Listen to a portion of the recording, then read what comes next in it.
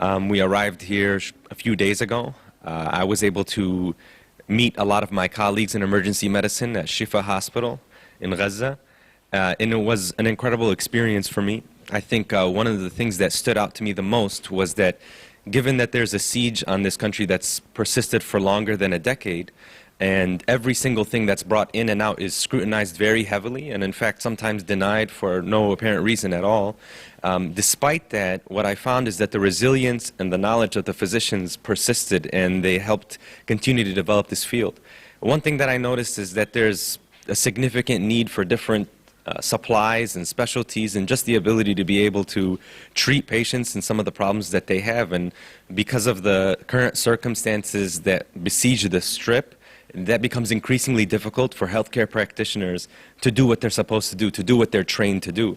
I found that my colleagues here in emergency medicine are not lacking for any sort of medical knowledge, and they certainly have the skill set that they need, but I think the support is missing, and I think that support would be there if there wasn't this humanitarian crisis that existed. The other thing that I see is that the people of Gaza are clearly, there are certain problems that afflict this region and that need to be addressed. And I think that the physicians and the healthcare system here is doing the best that it can to address those needs.